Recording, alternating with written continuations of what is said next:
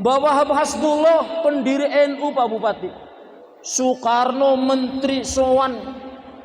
Mbah Wahab Hasbullah itu Ibu Bupati punya cangkul, punya arit, punya linggis segala macam. Masuk akal betul. Apa yang dilakukan Mbah Wahab? Mbah Wahab itu kan identitasnya sorban di kepala nggih. Kalau begitu tamu-tamu pergi Mbah Wahab dia lepas sorban, pakai kaos segini, pakai sarung. Beliau bawa cangkul. Ngelihat ada rumput di sekitar pondok pesantren diresi sendiri. Beliau tidak merintah santri, pakai cangkul sendiri, pakai arit. Assalamualaikum warahmatullahi wabarakatuh.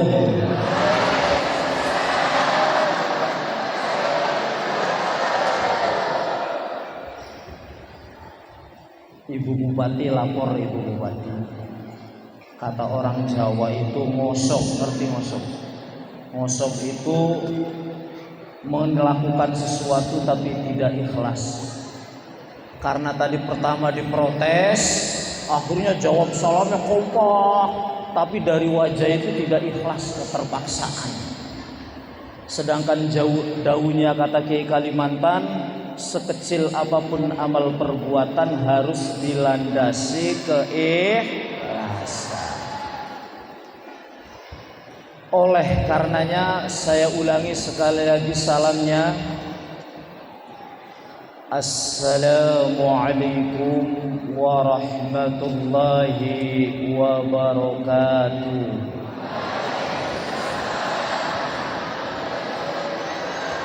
Alhamdulillah, wajahnya jawab salam dengan senyum berseri-seri, suaranya kalem kompak, insya Allah dilandasi dengan keikhlasan. Amin Allahumma. Cukup apa kurang salamnya? Bismillahirrahmanirrahim. Alhamdulillahilladzi anqadhana binuril ilmi min dhulumatil jahalah wa hadana bil istibsar bihi 'anil wuqu'i fi 'amayatid dalalah wa nasaba lana min syari'ati Muhammadin أعلى علام وأوضح الدلالة وكان ذلك أفضل ما من به من النعم الجزيلة والمناح الجليلة وأناله وأشهد أن لا إله إلا الله وحده لا شريك له وأشهد أن محمدا عبده ورسوله صلوات الله وسلامه عليه وعلى آله وصحبه أجمعين ومن تبعهم بإحسان إلى يوم الدين أما بعد. Bapak-bapak, ibu-ibu yang dirahmati Allah, terlebih dahulu saya mengaturkan rasa sungkem, bahasanya orang Jawa rasa sungkem, rasa hormat saya kepada para masyayikh, para kiai, para ustadz, para tokoh agama, khususnya kepada Rois Surya PCNU Kabupaten NU kan, katanya NU-nya 2 kali kan, NU kan. Jadi bahasanya NU kan, jadi NU kan lah, jadi nanti akan menjadi NU semua satu kabupaten. Amin Allahumma. Yang sekarang beliau Rois Surya sedang umrah ya. Semoga beliau selamat perjalanan dan umrah diterima oleh Allah. Amin Allahumma. Juga yang saya hormati guru saya Kiai Haji Hasan Lanta ya. Hasan Basri. Maaf salah. Ketua PCNU. Basri Lanta maksud. Salah maaf. Di spanduk itu kan ketua panitia, ada ketua PCNU ya, sama Hasan Basri lantak mulai. Saudara kembar kayaknya. Berarti yang sekarang ketua panitia itu 10 tahun lagi ketua PCNU. Amin Allahumma. Ya kalau sekarang sampean eman-eman jabatannya jangan mundur. Baru sebentar. Para tokoh masyarakat, di sini ada Ibu Bupati dan juga Bapak Bupati alias suaminya Bupati disebut Bapak Bupati. Yang kebetulan beliau ini wakil ketua DPRD provinsi. Saya juga tidak disangka dan tidak diduga sebelah kiri saya ini tetangga saya. Kepala Kajari Kabupaten NU kan. Itu ternyata aslinya orang Pati Jawa Tengah, tetangga kabupaten.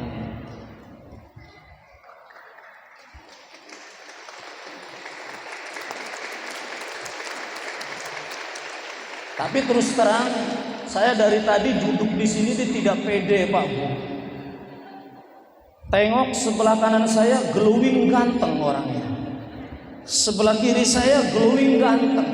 Wah, berarti panitia ini pembunuhan karakter. Saya suruh duduk di tengah-tengah biar kelihatan kurang ganteng.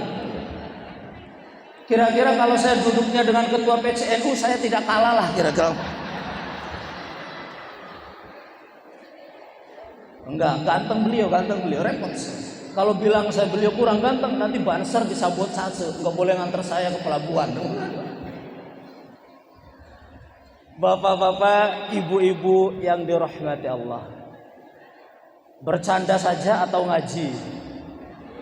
Saya perjalanan jauh, kalau ngaji itu nanti sepaneng malah capek, enakan bercanda ya. Ya bercanda sambil ngaji apa ngaji sambil bercanda? Dua-duanya harus gitu lah. Ini Pak, Ibu Bupati sama suaminya ternyata bulan lalu ini dari Kabupaten Jepara, kabupaten saya. Tapi waktu itu belum tahu nomor WA saya, jadi nggak mampir ya Pak Bupati ya, sama Ibu sama keluarga. Kalau WA saya suruh ngasih tausiah dari Kiai Haji siapa namanya? Nama siapa sih? Oh iya, kalau coba waktu WA saya memberi tausiah kepada santri Pondok Pesantren Balai Kambang oleh Kiai Haji Ali Akbar, Wakil Ketua DPRD Kalimantan Utara. Mantap. Sayangnya waktu itu beliau belum tahu nomor WA saya. Bapak-bapak, ibu-ibu yang dirahmati Allah. Oh iya, saya juga lupa di sini. Di Nunukan ini, di NU kan ini ada seorang anak muda yang luar biasa. Orangnya luar biasa, ganteng, tampan, mempesona, tapi sampai sekarang masih jomblo. Pokoknya orang satu warga NU satu Nunukan ini kenal semua insya Allah. Saya pertama kenal orang itu beberapa tahun lalu. Beliau itu masih kuliah S1 di Makassar. Waktu itu saya diundang ngaji di Sulawesi Selatan dari Makassar, Kabupaten Bantaeng, terus istighosa di alun-alun Kabupaten Bulukumba. Itu yang ngawal orang Nunukan. Siapakah dia?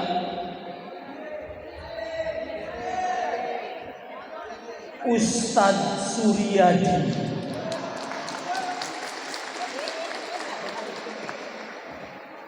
Saya selama ini berhusnudzon. Beliau itu sudah punya istri, keluarga bahagia. Bahkan saya mengira beliau istrinya sudah 2. Ternyata kemarin saya jemput saya di pelabuhan. Suryadi, mana anak istrimu? Saya masih jomblo. Iya. Saya bilang ini repot jadi orang ganteng, tampan, mempesona, banyak patayat yang naksir, akhirnya tidak ada yang masuk nominasi. Jadi saya dulu beberapa tahun lalu sering sebelum Covid itu saya sering ngaji di Sulawesi Selatan. Nah itu diantara yang awal ini saya dulu beliau Suryadi. Waktu itu masih kuliah S1, sekarang beliau sudah selesai S2 tapi belum S3. Kita doakan semoga dengan memperingati 1 abad ini pemuda tersebut segera mendapatkan jodohnya. Amin Allahumma. Bapak-bapak, ibu-ibu yang dirahmati Allah. Kita sekarang memperingati 1 abad NU. Sebagaimana tadi yang disampaikan oleh ketua panitia, namun Nahdlatul Ulama ini sedang berduka. Karena tadi malam salah satu mantan Rois Am PBNU yaitu Profesor Dr. Kiai Haji Ali Yafi telah meninggal dunia tadi malam. Innalillahi wa inna ilaihi raji'un. Oleh karenanya, sebelum kita melanjutkan, terlebih dahulu saya mengajak semua warga NU yang hadir di sini ataupun yang menyaksikan lewat YouTube untuk sama-sama membaca Fatihah yang pahalanya untuk beliau. Semoga beliau husnul khatimah, ahli surga, dan keluarga yang ditinggalkan diberi kesabaran oleh Allah Subhanahu wa taala. Amin Allahumma amin. Al-Fatihah. A'udzu billahi minasyaitonir rajim. Bismillahirrahmanirrahim. Ar-Rahmanir-Rahim. Maliki yaumiddin. Iyyaka na'budu wa iyyaka nasta'in. Ihdinas siratal mustaqim. Siratal ladzina an'amta 'alaihim ghairil maghdubi 'alaihim waladdallin. Tadi kan baru penghormatan, belum selesai penghormatan ini. Yang saya hormati segenap semua kiai yang hadir, yang saya hormati segenap ketua lembaga Banom, Pagar Nusa, Ansor, Ibnu, Lajisnu yang tadi sudah memberi santunan kepada 100 anak yatim. Tepuk tangan dulu untuk Lajisnu.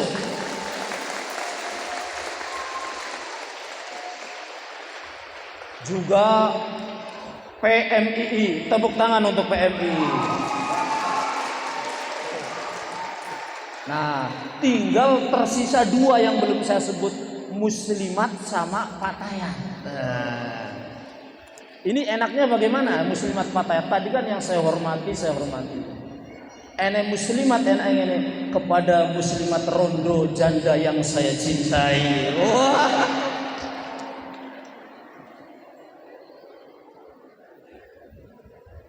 Kepada ibu-ibu muslimat yang saya hormati, tinggal tersisa 1, Fatayat. Waduh repot, live streaming dilihat sama istri saya ini. Kepada para Fatayat yang saya motivasi, tapi agak aneh loh di sini, seragamnya Fatayat, wajahnya muslimat. Jadi Fatayat terasa muslimat, bingung saya nyebutnya, setengah Fatayat setengah muslim. Bapak-bapak, ibu-ibu yang dirahmati Allah, terlebih dahulu karena sekarang acaranya ini adalah tasyakkur, bersyukur memperingati atas usia 1 abad Jam'iyah Nahdlatul Ulama, maka saya mengajak semua yang hadir di sini maupun yang menyaksikan lewat jaringan internet untuk sama-sama mengucapkan tasbih sebagai rasa syukur kita kepada Allah karena Jam'iyah Nahdlatul Ulama telah berusia 1 abad lamanya. Monggo subhanallah walhamdulillah wa la ilaha illallah akbar walillahil hamd. Itu rasa syukur kita kepada Allah. Kalau sujud syukur susah karena di depannya ada kotak kue, nanti habis sujud ininya pada nempel semua di sini. Bapak-bapak, ibu-ibu yang dirahmati Allah, Ibu Bupati, Bapak Wakil Ketua DPRD, izin saya mengawali pengajian ini dengan kuis.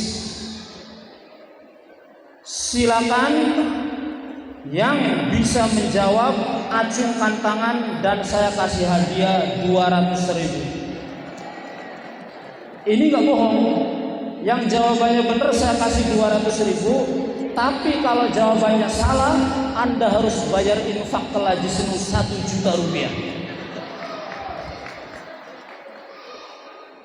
Kalau 200.000 ini kurang, saya mintakan hadiahnya 500.000 sepaham Ibu Bupati. Setuju Ibu Bupati?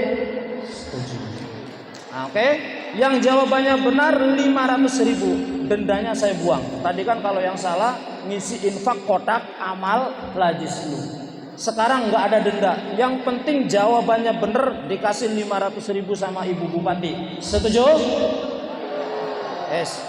Silakan siapapun, mau banser, mau patayat, mau pagar nusa. Kalau pagar nusa ini sahabat saya, karena saya di pagar nusa juga masuk, pagar nusa Provinsi Jateng Pusat yang baru ini, yang baru konbes kemarin, NU masuk dan lain sebagainya. Udahlah, nggak usah bahas itu. Makanya saya pede di kawal pagar nusa ini, sahabat-sahabat saya, walaupun wiridnya kalah saya oleh pagar nusa, nunukan. Pertanyaannya adalah, perhatikan, mau bapak-bapak ibu, sebutkan faktor apa yang bisa menyebabkan Nahdlatul Ulama menjadi ormas terbesar hingga melewati usia 1 abad. Ngacung. Jawabannya ada 2. Saya ulangi. Sebutkan 2 faktor yang menyebabkan Jam'iyah Nahdlatul Ulama. Jangan buka Google. Kalau buka Google gugur, ada CCTV kelihatan yang buka Google itu. Itu jawaban nggak ada di Google itu. Itu kemarin inspirasinya waktu saya nyebrang di Sebatik ya namanya. Sebutkan, nanti pertanyaannya belum selesai. Sabar PMI. Tadi nggak ada yang ngacung bilang kalau jawabannya salah ngisi kotak lajislu. Sekarang nggak ada denda, langsung ngacung. Kelihatan nggak punya duit itu PMI itu. Sebutkan 2 faktor yang menyebabkan Jam'iyah Nahdlatul Ulama menjadi ormas terbesar di dunia dan usianya bertahan sampai 1 abad. Silakan ngacung. Tidak ada denda kalau salah. Yang mau menjawab maju ke depan, kasih mikrofon panitia. Silakan PMI, pagar nusa, patayat, ya maju, ibu setengah muslimat setengah patayat.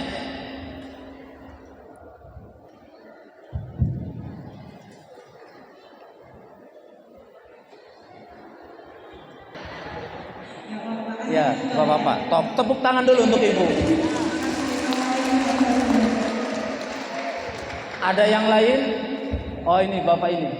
Kalau yang jawab Pak Kiai itu hadiahnya cuma 50.000.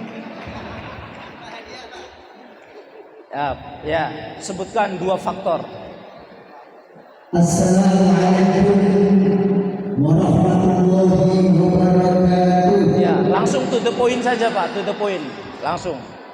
Ya, langsung saja. Jawabannya dari jadi kokoh adalah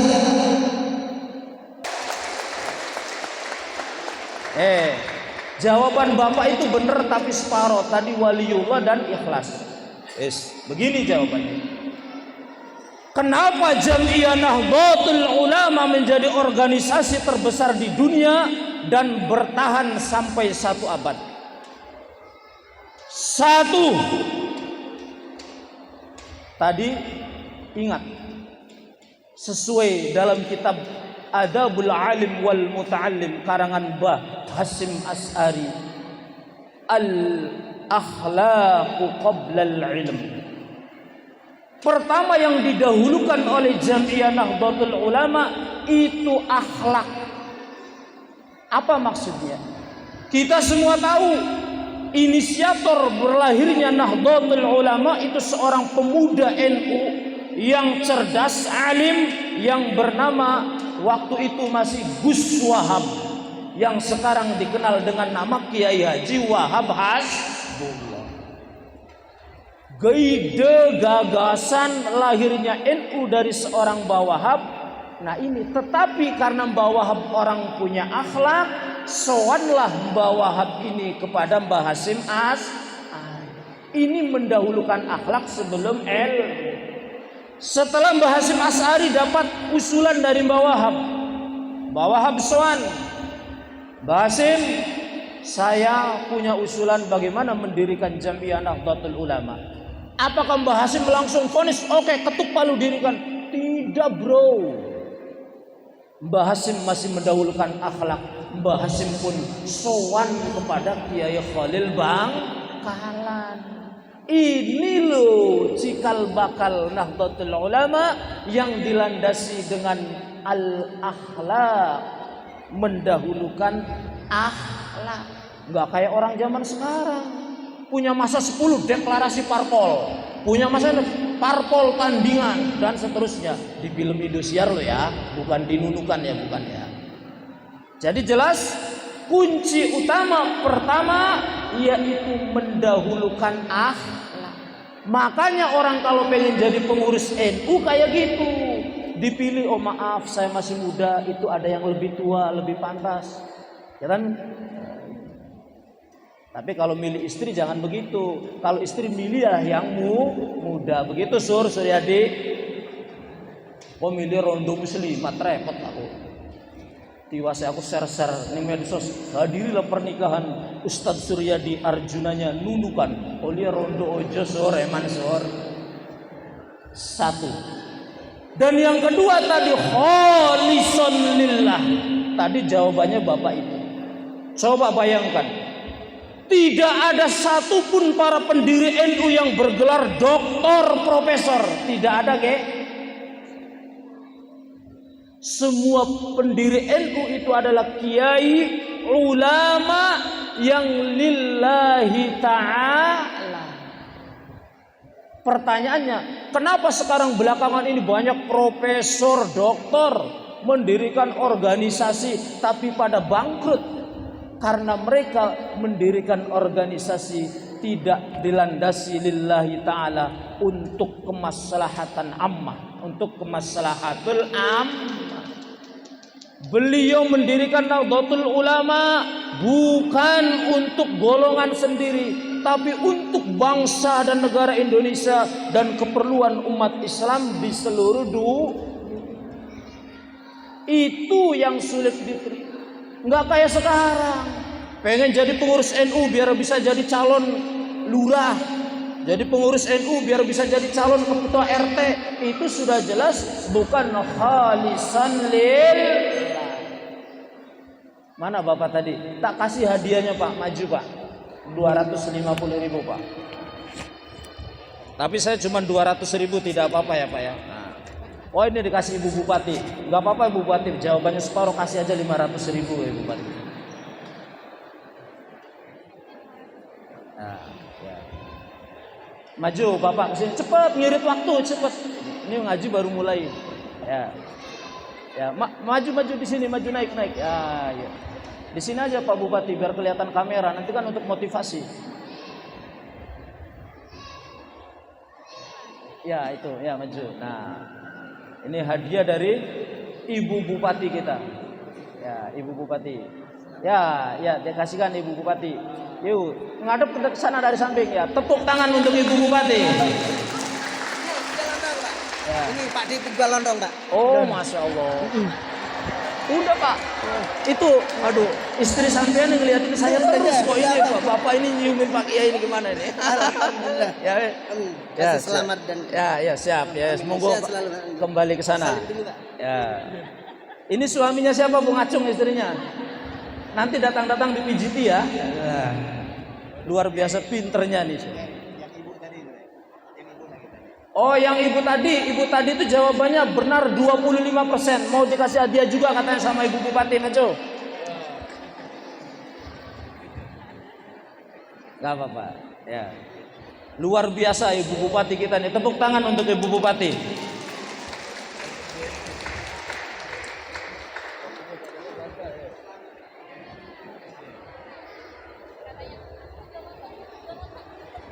Terharu. Sini Ibu. Oh dikasih sama ketua PCN itu jangan, saya yang bikin kuis saya Bu, nih Bu.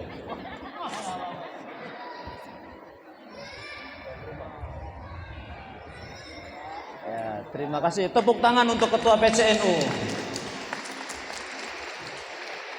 Oke, monggo. Silakan, mau saya lanjut. Bapak-bapak, ibu-ibu yang dirahmati Allah, ini yang jarang disadari. Satu-satunya ormas yang berdiri itu berdasarkan wawasan politik internasional, yaitu Jam'iyah Nahdlatul Ulama. Jangan dikira karena sarungan, oh kampungan lo ketinggalan zaman. Kagak. Jangan lihat sarungnya. PMIE. Ya, kamu jangan lihat saya sarungan sekarang. Zaman saya kuliah di luar negeri, saya juga lebih keren dari kamu. Saya pakai celana jeans, pakai kacamata hitam. Oh benar. Sekarang sarungan karena sudah pudar kegantengannya, sudah hilang. Dimakan oleh angin laut nunukan. Apa yang saya maksud? Sekali lagi saya tegaskan, satu-satunya organisasi yang berdiri itu jam'iyah keagamaan, ormas keagamaan yang berdiri berdasarkan politik internasional itu Jam'iyah Nahdlatul Ulama. Apa maksudnya? Jam'iyah Nahdlatul Ulama didirikan bukan untuk kepentingan golongan, bukan.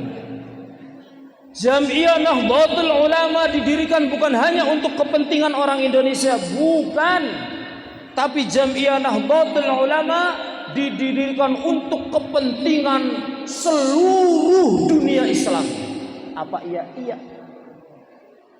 Masa enggak paham kata PMI kecil? Apa itu? Komite Hijaz. Gitu teman-teman. Cikal bakal Jam'iyah Nahdlatul Ulama yaitu Komite Hijaz ketika rezim Wahabi membabi buta, bahkan sampai ingin menggusur makam Nabi Muhammad sallallahu alaihi wasallam. Itulah lagi-lagi inisiatif itu datang dari Gus Wahab yang di kemudian hari kita kenal dengan Mbah Kiai Haji Wahab Has. Apa landasannya? Bukan kepentingan orang Indonesia, tapi kepentingan orang Islam seluruh dunia. Kata Mbah Wahab, bahaya ini. Sudah keterlaluan ini. Masa makam Nabi Muhammad mau dibongkar? Ini perlu melakukan langkah-langkah diplomasi. Lobby ini Raja Saudi ini. Caranya dengan apa? Dengan Komite Hijaz. Komite Hijaz itulah yang di kemudian hari memberikan inspirasi, memberikan gambaran kepada Mbah Wahab. Oh iya ya, kalau kiai ini bersatu begini, itu luar biasa manfaatnya. Buktinya Raja Saudi mau menggusur makam Nabi Muhammad saja bisa ditahan. Alangkah hebatnya kalau dibentuk sebuah organisasi, yaitu yang di kemudian hari dengan proses panjang di kemudian hari bernama Jam'iyah Nahdlatul Ulama yang sekarang kita peringati 1 abad. Jadi jelas toh Bu, bahwa latar belakang berdirinya Jam'iyah Nahdlatul Ulama itu kepentingan Islam internasional, bukan hanya Indonesia. Makanya rugi jadi pengurus NU kok cuma jadi lurah, tujuannya nyalon lurah, rugi. Tapi bukan dinunukan, tapi dinubukan. Kalau itu yang bukan nunukan, nubukan. Ya, ngaten nggih?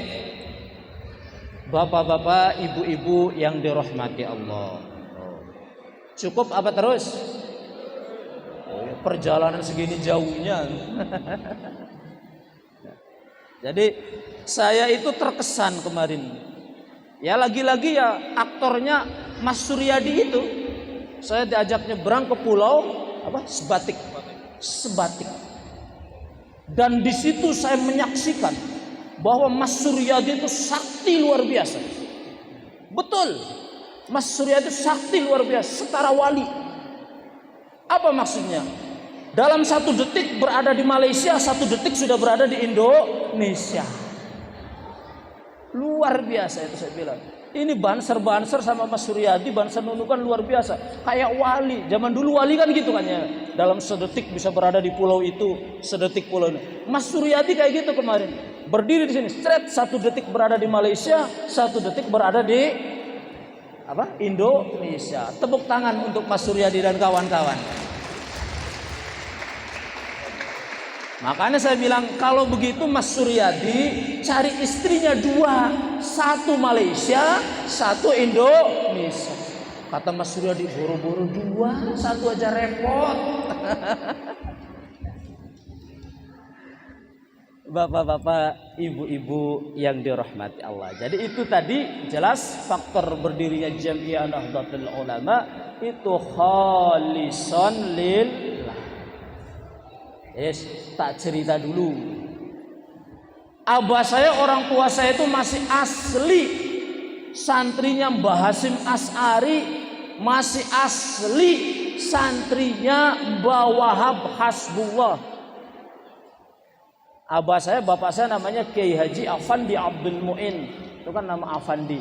Kalau masuk di Google itu banyak, tulis saja Kiai Haji Afandi Abdul Mu'in, Gus Dur, atau Kiai Haji Afandi Abdul Mu'in Mbah Hasyim Asy'ari, atau Kiai Haji Afandi Abdul Mu'in Gus Dur. Jadi orang tua saya itu masih asli santrinya mondok di Jombang, masih asli santrinya Mbah Hasyim Asy'ari, masih asli santrinya Mbah Wahab Hasbullah. Makanya walaupun saya harus melalui speedboat yang begitu ini, saya datangi karena bukan apa-apa. Kalau saya melihat Mas Suryadi gak akan datang, saya ngapain Mas Suryadi jomblo. Tapi karena melihat ada nu kan, NU kan, itulah yang membuat saya itu datang di sini. Saya begitu dikontak oleh panitia, saya bilang, Mbak, acara apa? NU, siap gerak, saya bilang. Bapak-bapak, ibu-ibu yang dirahmati Allah. Nah, oleh karenanya, karena Nahdlatul Ulama itu didirikan oleh para orang-orang saleh, orang-orang ikhlas, maka kita pun menjadi warga NU, khususnya menjadi pengurus NU ini harus amin Allahumma. Begitu Bu. Jadi kalau punya suaminya pengurus NU, jangan dilarang-larang, biarin saja. Rapat sampai jam 12 malam. Gak apa-apa Bu, yang penting rapatnya gak di rumah muslimat yang janda, gak apa-apa. Ya. Jadi suaminya ikhlas, istrinya pun mendorong untuk dan ingat, NU itu bisa, corone wong Jawa itu bisa memberikan walat malati.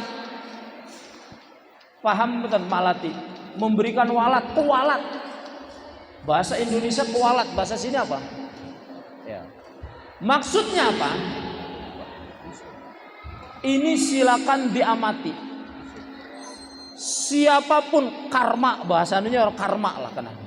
Siapapun yang menjadi pengurus NU, tujuannya itu untuk memperalat NU, itu biasanya akan kena walat alias kualat.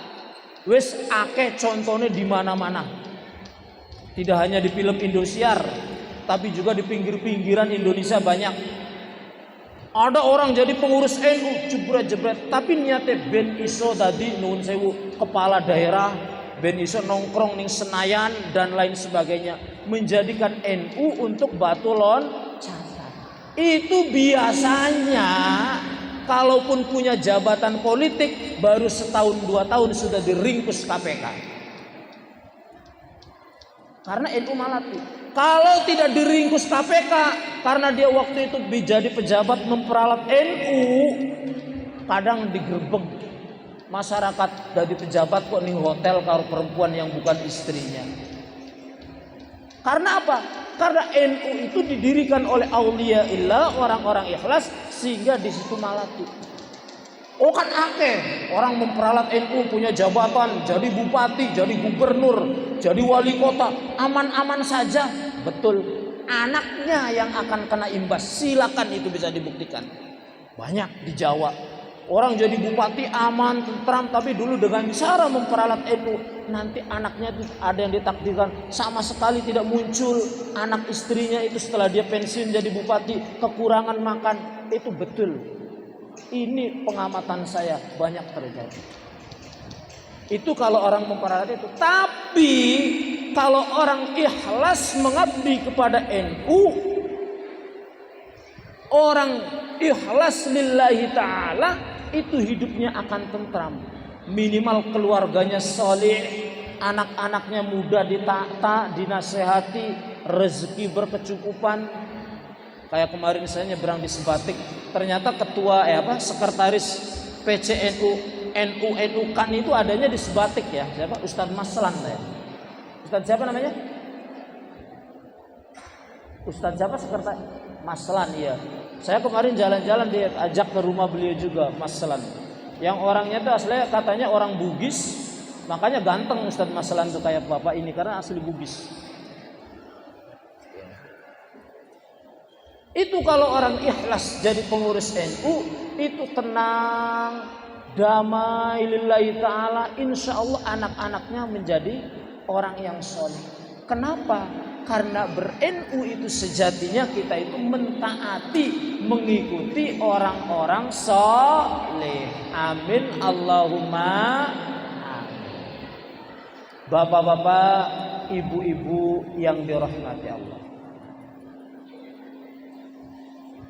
NU itu prosesnya panjang Pak. Lagi-lagi yang bawa Wahab lagi, segala gagasan-gagasan cemerlang. Tolong dikondisikan ngeng. Biasanya double yang nyala, kalau nyengeng ini double.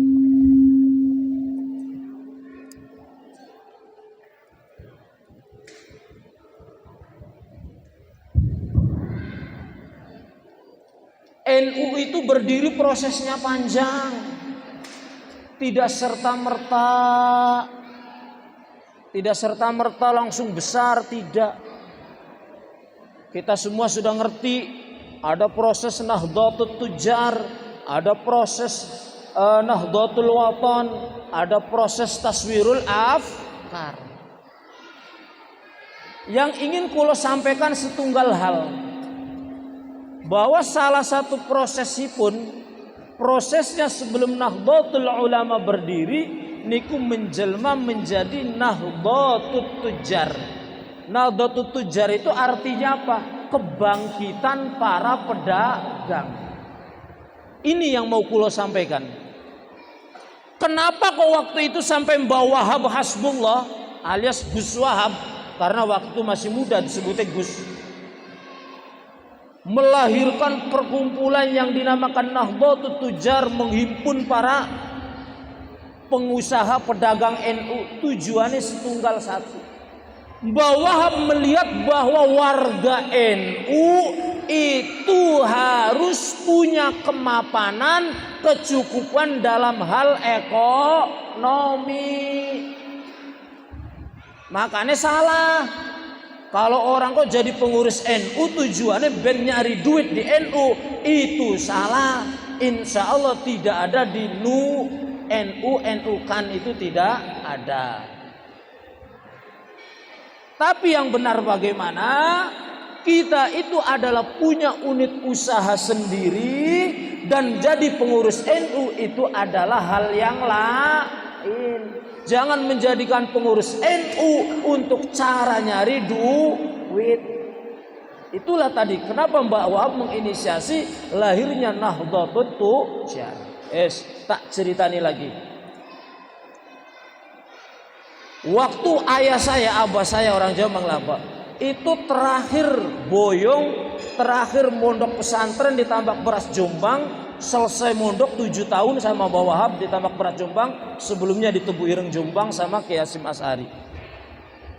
Ayah saya itu pamit, Mbah Yai Wahab, saya mau pamit boyong, mau menetap di rumah. Oh ngono di Afandi, nggih Mbah. Kamu tidak usah naik kereta api, tidak usah naik bis. Besok kata Mbak Yai Wahab, saya itu ada keperluan ke Jakarta naik mobil, kamu ngikut mobil saya saja. Zaman segitu Mbak Wahab sedannya sedan golden. Golden itu mungkin kalau zaman sekarang setara Alphard. Jadi Mbak Wahab Hasbullah itu kiai yang kaya raya. Apa sepanjang jalan begini Mbak Wahab Hasbullah nasihati. Karena ayah saya sudah pamit selesai di pesantren, ini nasihatnya Mbak Wahab, silakan dicatat dan direkam. Ibu-ibu tolong direkam. Ini nasihatnya Mbak Wahab. Afandi, kalau kamu sudah selesai di pondok pesantren, mulai mengajarkan ilmumu, ngajar ngaji, ceramah di tengah masyarakat, pesan saya satu. Gunakan 60% waktumu untuk bekerja atau 70% waktumu untuk bekerja, sisanya untuk ngajar ngaji. Orang tua saya bertanya, loh Mbak Yai Wahab kok masih banyak waktu untuk bekerjanya, ngajinya cuma sedikit? Iya, supaya kamu punya duit penghasilan, ngajar ngajimu, jadi pengurus ilmu ikhlas. Paham? Karena kalau tidak bekerja, nanti belajar ngaji, ngurus ngaji, jadi pengurus NU tujuannya golek duit, kanggo golek nafkahe anak bojone. Apa mana nek pengen nambah bojo? Paham gak bahasa Jawa? Apalagi kalau ingin nambah istri. Tapi tadi Pak Bupati bisik-bisik sama saya, Pak Kiai ada janda suku Bugis. Waduh. Ya cuman gitu saja ya, saya doakan semoga cepat dapat suami, bukan sama Kang Sunari apa? Siapa namanya tadi? Suryadi, bukan sama Kang Suryadi, bukan. Waduh, aduh. Awas, colong sendal saya diamankan, jangan-jangan disembunyikan sama Suryadi ini. Suryadi kabur ini. Nah, itu nasihatnya Mbak Wahab kayak gitu. Jadi santri, jadi ustadz, jadi kiai itu harus menggunakan waktunya tuh lebih banyak untuk bekerja, untuk berdagang, berbisnis daripada untuk mengajar. Tujuannya apa? Biar ngajar itu lillahi ta'ala. Ini sebenarnya banyak meme di YouTube di mana daunya Mbak Maimun Zubair Sarang kalau jadi guru ngaji harus punya pekerjaan. Apa yang benar bukan daunya Mbak Maimun Sarang. Itu sumbernya aslinya itu dari Mbak Wahab Hasbullah, pendiri NU. Itu luar biasa mboten. Kulo sampai inget zaman kulo anak-anak sak menten.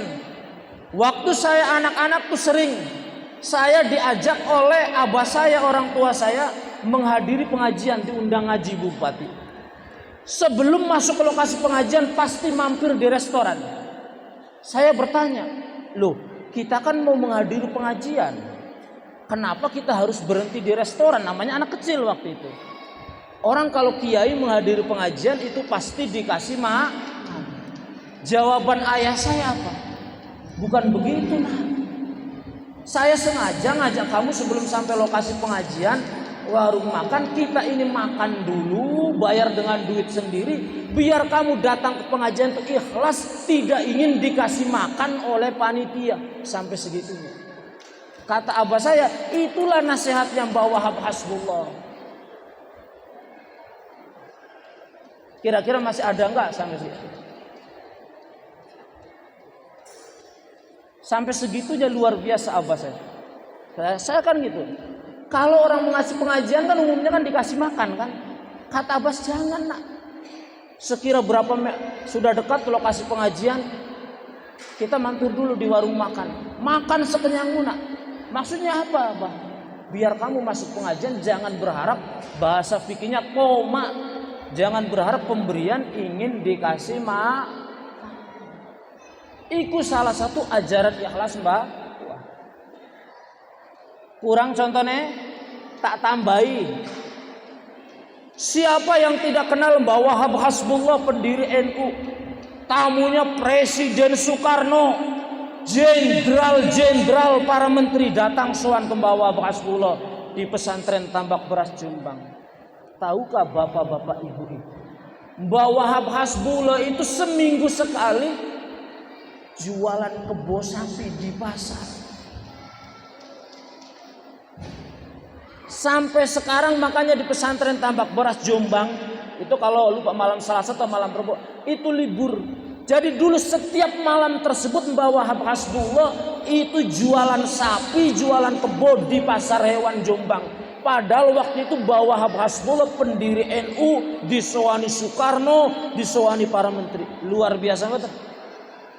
Saya bertanya, Bu, kira-kira adakah pengurus NU tingkat kabupaten yang masih dodolan jualan sapi di kabupaten? Ada nggak, Bu? Ada. Cuman sekarang kan jualannya lewat online, Pak Bupati ya. Itu teladannya. Apa yang ingin saya katakan?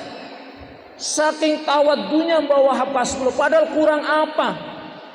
Beliau diundang ngaji ceramah di mana-mana, setiap para menteri jenderal sowan tentu meninggali sesuatu. Tapi beliau tetap hasab halal. Beliau punya unit usaha jualan sapi, jualan ke luar biasa betul. Lahul Fatihah, kirim Fatihah dulu. A'udzubillahi Bismillahirrahmanirrahim. Lanjut cerita Mbah Wahab lagi. Sampai segininya Mbah Wahab. Tadi sudah saya katakan tamu para pejabat-pejabat. Tahukah panjenengan Mbah Wahab Hasbullah itu punya cangkul? Mbah Wahab Hasbullah pendiri NU. Ini jarang diangkat, baru saya angkat. Karena sanadnya ceritain langsung dari ayah saya yang 7 tahun diajar ngaji oleh Mbah Wahab. Jadi saksi mata. Kalau baca buku Tambak Beras, menelitik sejarah, memetik uswa itu ada banyak di situ. Kisah abah saya dengan Mbah Wahab Hasbullah. Tambak Beras Jombang. Mbah Wahab Hasbullah pendiri NU Pak Bupati. Soekarno menteri sowan. Mbah Wahab Hasbullah itu Ibu Bupati punya cangkul, punya arit, punya linggis segala macam. Masuk akal betul. Zaman segitu pondok pesantren Tambak Beras Jombang itu santrinya baru 150-an. Jadi ayah saya itu santri pertama dari Jawa Barat yang mondok di pesantren Tambak Beras Jombang waktu itu Mbah Wahab Hasbullah. Waktu itu masih alas. Kalau sekarang sudah kota, santrinya puluhan ribu. Apa yang dilakukan Mbah Wahab? Mbah Wahab itu kan identitasnya sorban di kepala, nggih. Kalau begitu tamu-tamu pergi, Mbah Wahab dia lepas sorban. Lepas sorban, pakai kaos segini, pakai sarung. Beliau bawa cangkul. Ngelihat ada rumput di sekitar pondok pesantren, diresi sendiri. Beliau tidak merintah santri, pakai cangkul sendiri, pakai arit. Lihat di sekitar pondok, di rumah-rumah penduduk arit. Apa ingin yang ingin sampaikan? Itulah tawadunya Mbah Wahab Hasbullah. Sampai segitu. Sekarang tidak, Kiai. Baru disowani sama Pak Camat saja sudah gengsi Pak Kiai punya arit, punya cangkul. Saya tadi ngobrol sama Pak Bupati. Pak Bupati, beliau waktu kesana kan Ibu Bupati. Pak Bupati. Itu nyari mebel Jepara. Saya bilang, di rumah saya tuh banyak meja-meja tonggak jati apa. Saya itu punya cangkul, punya linggis, punya gergaji. Tapi saya sayang tidak punya tim pencitraan. Jadi tidak ini. Kalau punya tim pencitraan, doktor lulusan terbaik Universitas Al-Qurawin Maroko, punya linggis, punya cangkul, punya arit, punya segala macam. Saya punya. Niru Mbah Wahab. Sekitar rumah saya itu banyak pohon-pohon. Jadi kalau ada pohon kurang rapi, saya rapikan pakai arit, pakai cangkul. Saya kalau hari Jumat itu libur santri, saya ke alas Pak Bupati. Itu hobi saya. Ke alas, nyari tonggak jati di alas itu. Tonggak jati yang saya buat untuk meja akar jati itu Pak Bupati. Makanya saya cerita di rumah saya banyak meja akar jati.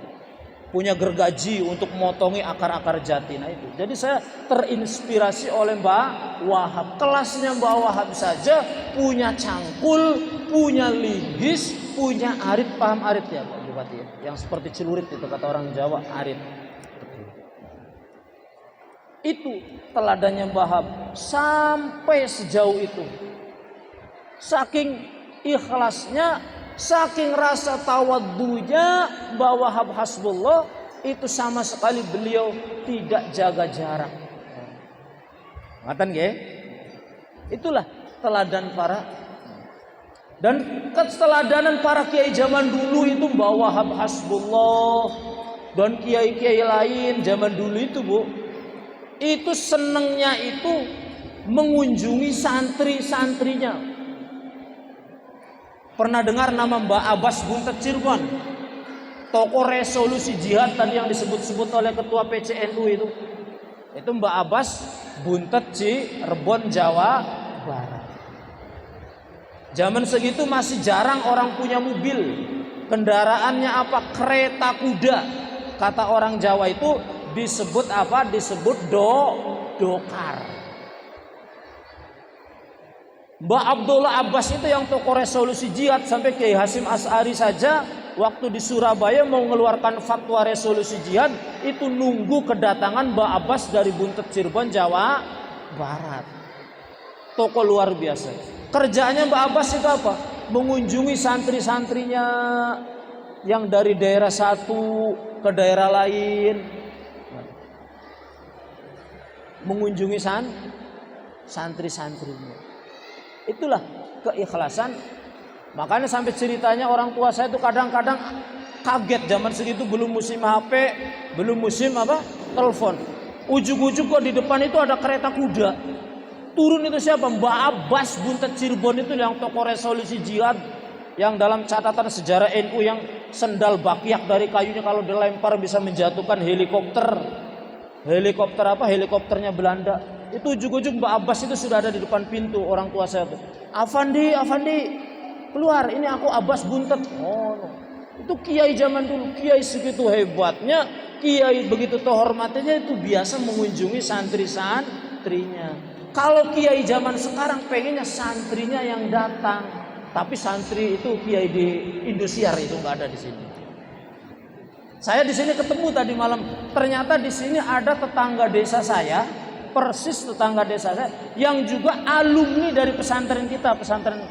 Nah, suami beliau jadi ketua Lakpesdam yang pegawai BRI itu. Nah, ya orangnya ganteng. Mana? Oh iya, pantes. Orang ganteng dapat istrinya tetangga desa saya. Jadi, istrinya dia tetangga desa saya dan sekaligus pernah 3 tahun belajar di pesantren ini. Tapi betahnya di sini. Itu dia orangnya kan ganteng, awet muda, padahal sudah punya anak 4 katanya. Tapi istrinya baru 1, pengen nambah katanya. Jangan bilang-bilang nambah istri di depan Suryadi, itu repot nanti Suryadinya. Nah, bapak-bapak, ibu-ibu yang dirahmati Allah. Nah,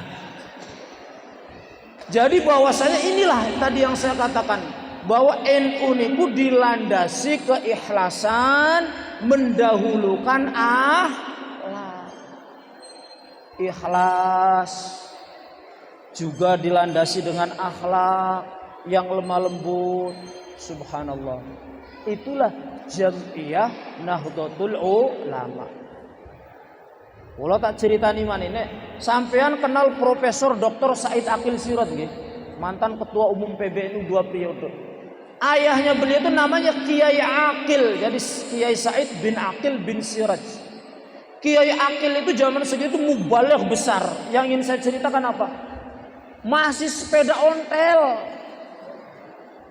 Beliau itu termasuk mubaligh terkenal itu Kiai Akil, pinter pidatonya. Makanya putranya Kiai Haji Profesor Said Akil Siraj itu pinter pidatonya. Dari kota ke kota di malam hari zaman segitu masih belum musim listrik. Sepeda ontel kelantok di ontel itu. Itulah keikhlasan kiai-kiai zaman dahulu. Kalau sekarang ya nggak ada ceritanya kiai begitu. Kita betul. Ya memang zaman sekarang kan sudah jarang orang pakai sepeda ontel. Tapi setidaknya itulah yang memberikan gambaran kepada kita tentang keikhlasan para kiai. Sholawatan dulu supaya yang ngobrol di belakang ngobrolnya berhenti dulu. Saya sholawatan. Maulaya salli wa sallim daiman. Rebana, bunyikan, mainkan rebanamu. Ala habibika khairi khalqi kullihim wal habibul ladzi. Luar biasa, saya baru tahu. Tadi saya datangnya terlambat. Ternyata grup Rebana NU KAN itu luar biasa. Tepuk tangan untuk grup Rebana.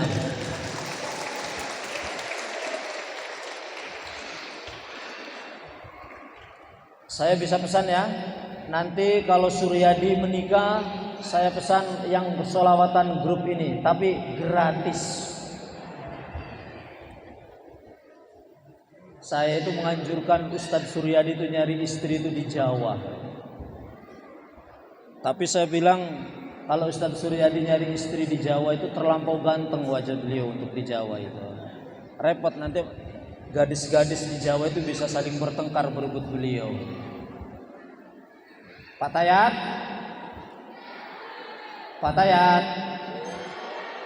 IPPNU, kalian kenal Ustadz Suryadi? Kenal. Kenapa tidak ada yang menerima lamarannya? Atau kalian ini bingung, semuanya tertolak oleh Ustadz Suryadi? Bapak-bapak, ibu-ibu yang dirahmati Allah. Nah, makanya kalau luar biasa, saya luar biasa begitu mendengar tadi sudah saya sampaikan jenengan, di pulau terpencil segolongan orang mengadakan peringatan 1 abad NU yang alhamdulillah di sini juga dihadiri oleh para pejabat, para petinggi sini, ada dari Dandim, ada dari Kapolres dan lain sebagainya. Tepuk tangan dulu untuk orang Nunukan. Bersyukur itu kan mengamalkan perintahnya Allah. Artinya apa?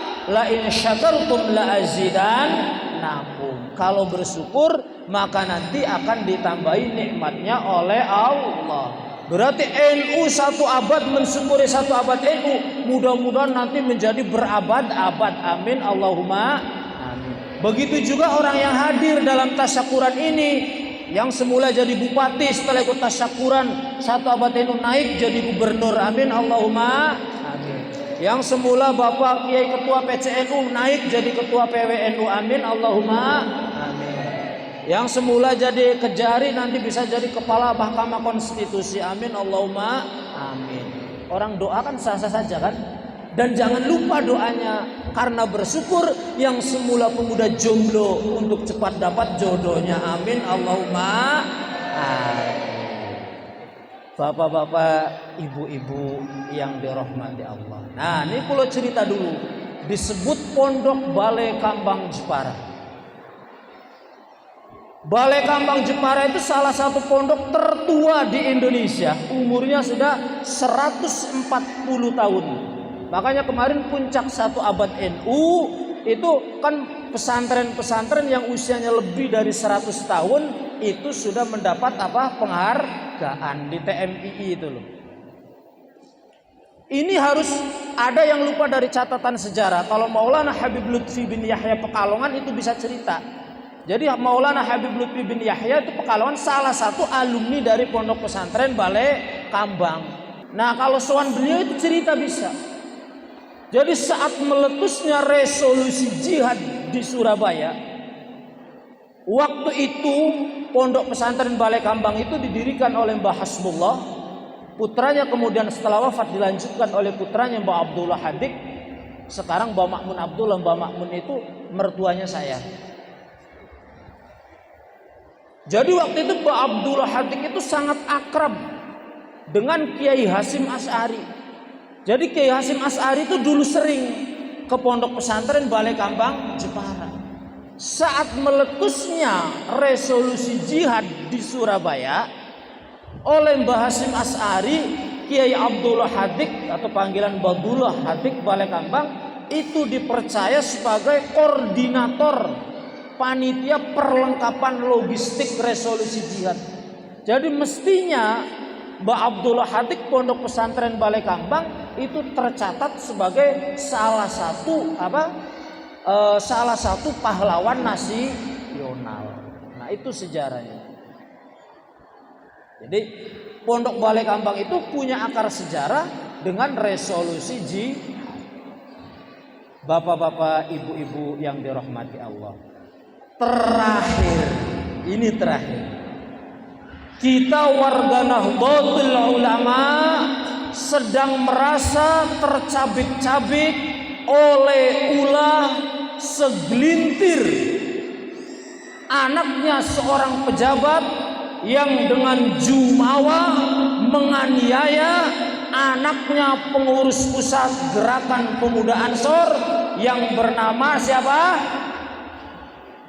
David anaknya ketua GP Ansor, anaknya pengurus pusat GP Ansor pusat yang dianiaya oleh anaknya pejabat pajak yang jumawa. Bahkan kondisi terbaru sampai sekarang David itu masih koma. Saya bertanya kepada bapak-bapak ibu, pantaskah seorang anak pejabat dengan semena-mena menganiaya sesama warga negara Indonesia sampai koma? Pantaskah? Saya ulangi, PMII, kalian yang masih mahasiswa, saya juga dulu waktu kuliah sering demo, tapi saya demonya dengan cewek luar negeri yang cantik-cantik, beda dengan cewek NU kan beda. Tapi menurut Suryadi, PMII Putri NU kan itu luar biasa. Walaupun cinta Suryadi bertepuk sebelah tangan, itu urusan lain.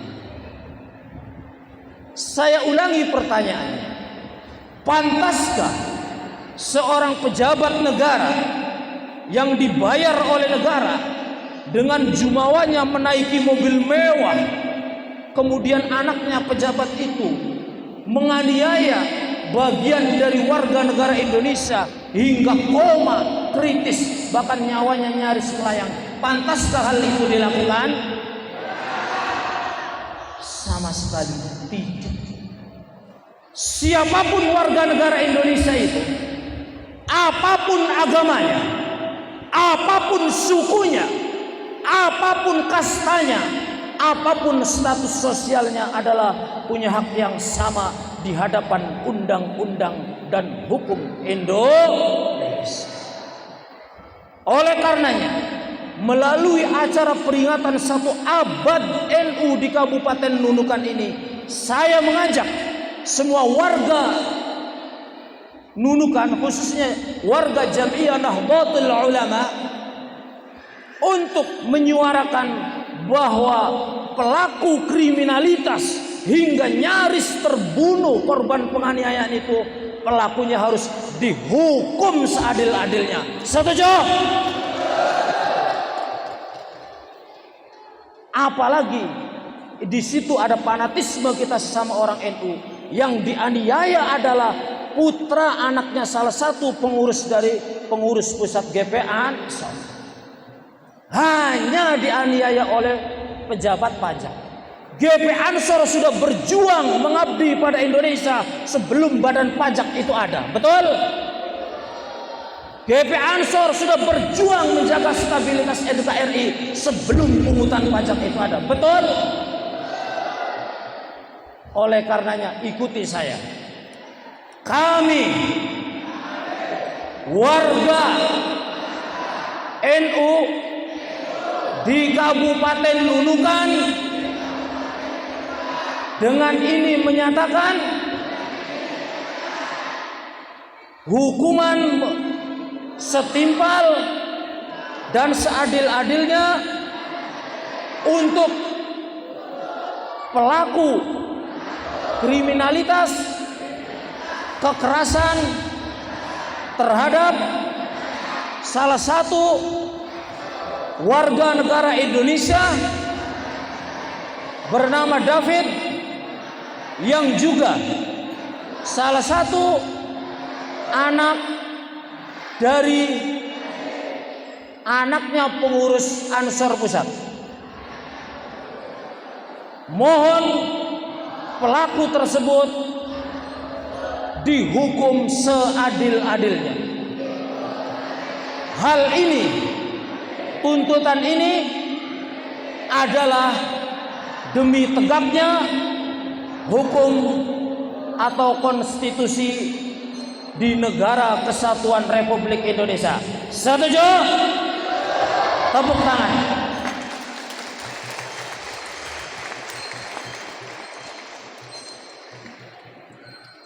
Karena apapun alasannya, siapapun dia, arogansi dan ugal-ugalan, apalagi nyata-nyata yang bertentangan dengan undang-undang, itu adalah tidak dibenarkan dan bertentangan dengan pri kemanusiaan dan pri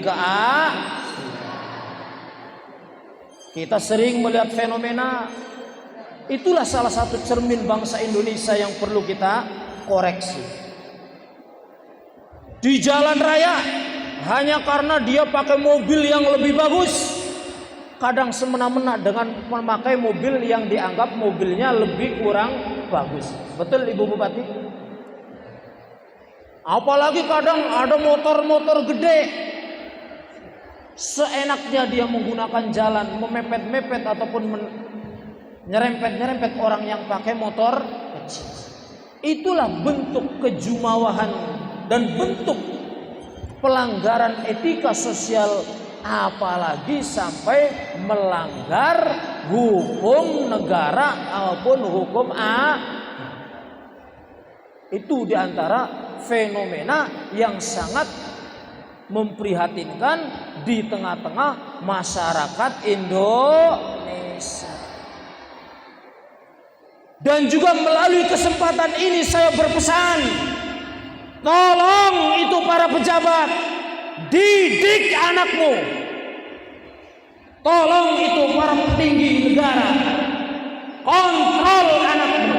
Ugal-ugalan dan kesenang-wenangan putra para pejabat adalah akibat kurang kontrolnya daripada orang tuanya. Betul apa betul? Bahkan kadang sang anak difasilitasi untuk berugal-ugalan. Kadang sang anak difasilitasi untuk menjadi anak yang sombong dan angkuh. Ingat itu. Pejabat itu bukan berarti untuk semena-mena terhadap rakyat. Makanya seperti Ibu Bupati ini, memasyarakat, santai, low profile, ada pengajian NU datang, saya minta hadiah untuk anggota NU pun ngasih. Tepuk tangan lagi untuk Bupati. Saya doakan berikutnya Ibu Bupati jadi gubernur ya, amin. Tapi kalau sudah jadi gubernur jangan lupa ya sama saya, nanti saya diundang ya. Sama jangan lupa itu sama Suryadi, jangan lupa sama Suryadi. Nah, itu. Ini kita sungguh luar biasa. Bahkan kalau kita coba itu di negara lain itu persentasenya sedikit sekali atau bahkan tidak ada. Pejabat atau anak, apalagi cuman anaknya pejabat yang ugal-ugalan. Seolah-olah dengan merasa dia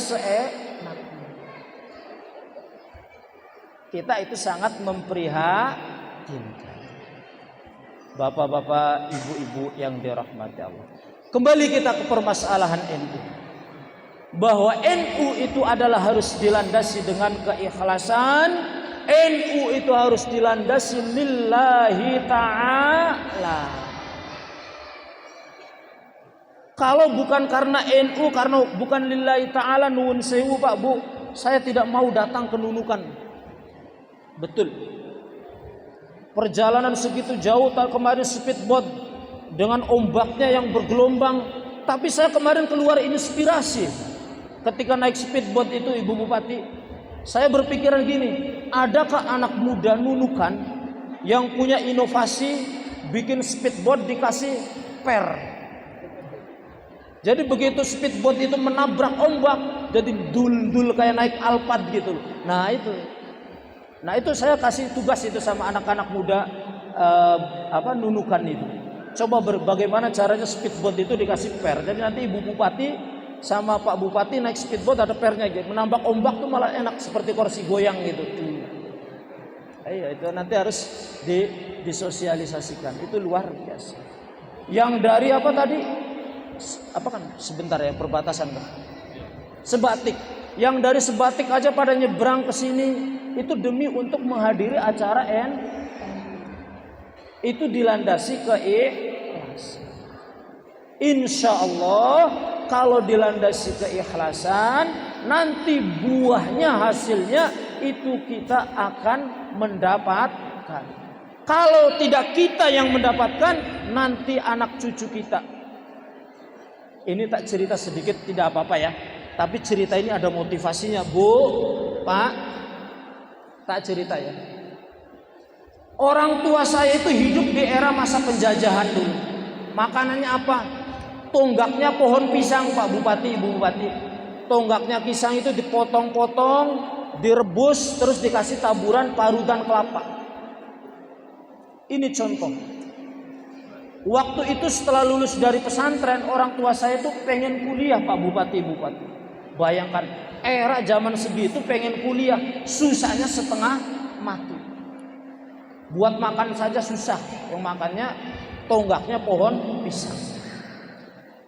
Ini Bu, tolong dipetik hikmahnya. Orang tua saya pengen kuliah tidak kesampaian, hanya bisa nangis. Apa dia? Dia sowan sama gurunya Mbah Wahab Hasbullah, pendiri NU. Mbah Wahab, saya ingin kuliah Bang, tapi tidak punya kesempatan, tidak punya biaya. Boro-boro orang tua saya itu untuk membiayai saya kuliah, untuk makan saja tuh kita tuh saudaranya Pak itu susah. Untuk makan saja itu tonggaknya pohon pisang dipotong-potong, direbus, dimakan. Coba bayangin sampai zaman segitu. Apa daunnya Mbak Wahab waktu itu? Afandi, tenang. Kamu yang mulai sekarang kamu harus ikhlas jadi orang NU. Kamu harus ikhlas mencintai NU. Kamu harus ikhlas jadi pengurus NU. Saya doakan kelak anak-anakmu akan bisa kuliah sampai S3 semua. Itu daunnya Mbah Wahab waktu abah saya curhat. Dan ternyata terbukti. Walaupun orang tua saya tidak kuliah, tapi saya dan saudara-saudara saya rata dokter LLCMA di luar negerian semua. Itu barokahnya doanya Mbah. Masuk akal tamboten boten.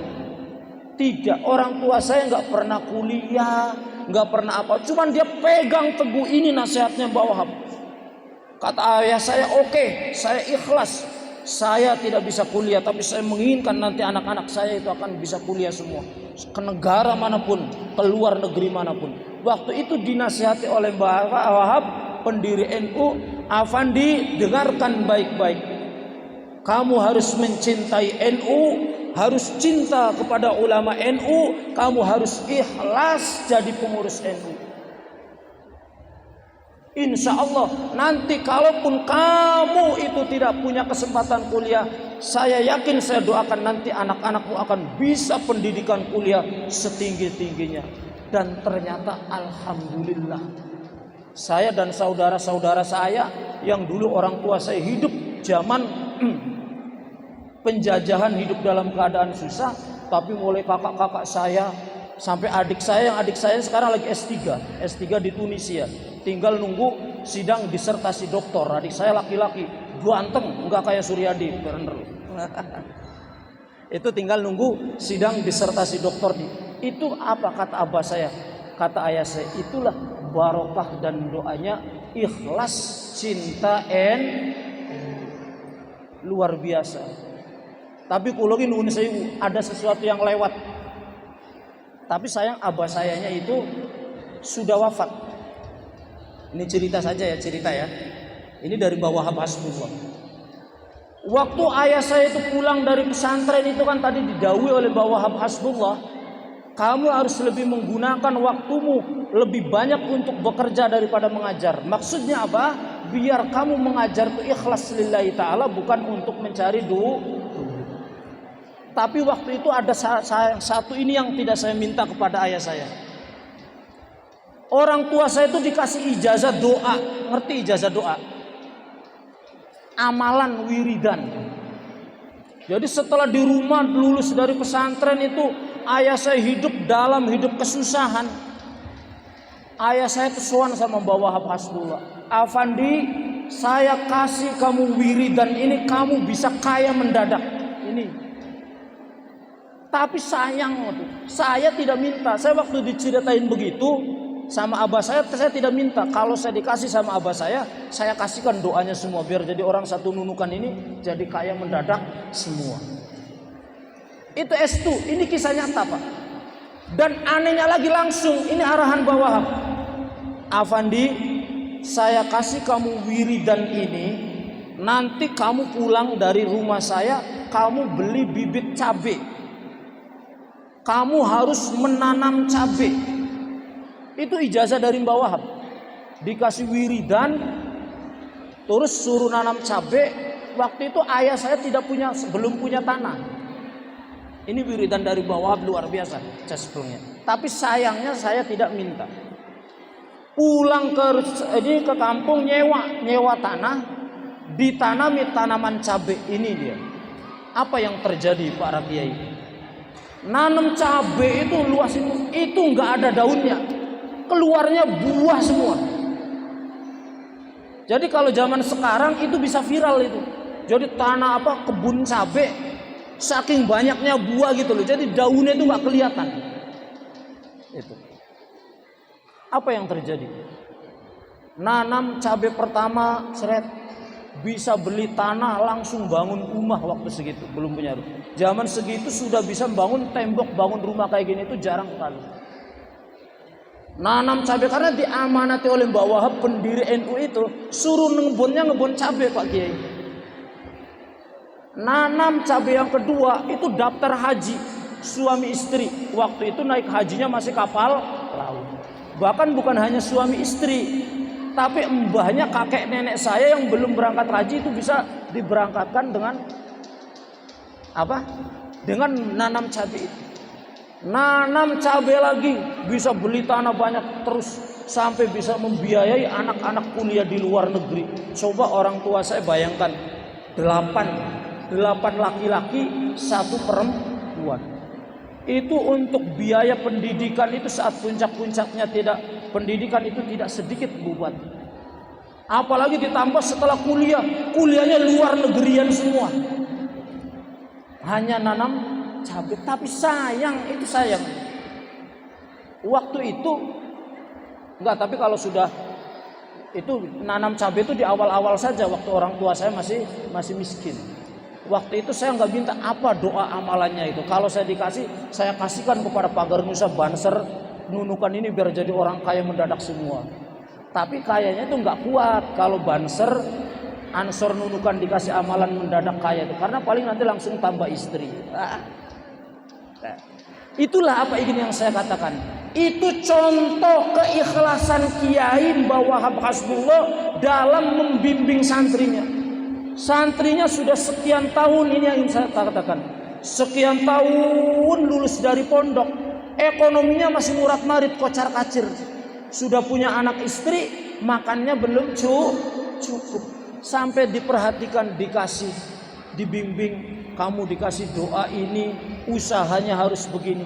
Itulah bentuk keikhlasan para kiai NU tempo dulu. Cekap samenten nggih. Niku kula namung saya hanya cerita itulah di antara keikhlasan para kiai pendiri NU, dan sehingga dengan keikhlasan beliau itulah Dengan keikhlasan beliau itulah Jam'iyah Nahdlatul Ulama bertahan menjadi organisasi terbesar, bertahan sampai umurnya 1 abad lebih. Dan semoga dengan memperingati usia 1 abad ini, Nahdlatul Ulama semakin jaya, Nahdlatul Ulama semakin berkembang, Nahdlatul Ulama semakin bermanfaat untuk umat manusia di seluruh dunia. Amin Allahumma amin. Sebagaimana tadi latar belakang yang saya ceritakan di awal, bahwa latar belakang berdirinya Nahdlatul Ulama yaitu dari Komite Hijaz untuk kepentingan dan kemaslahatan kebaikan umat Islam seluruh dunia, bukan hanya umat Islam di Indonesia. Cukup sekian, saya mau berpantun. Tadi ketua PCNU itu berpantun. Saya tadinya dari Jawa sudah berpikir ada beberapa pantun yang saya siapkan, tapi karena tadi ketua PCNU-nya sudah berpantun, saya nggak enak takut nyanyi. Cukup sekian, kurang lebihnya mohon maaf. Doa. Saya biasanya kalau doa itu kiai yang lebih sepuh. Mana ini sepuh? Atau yang doa Bapak Bupati, Bapak Kiai Bupati. Mari kita tutup acara ini dengan doa. Semoga apa yang kita laksanakan ini murni ikhlas lillahi ta'ala dan menjadi wasilah kita mendapatkan barokah dan karomahnya para pendiri NU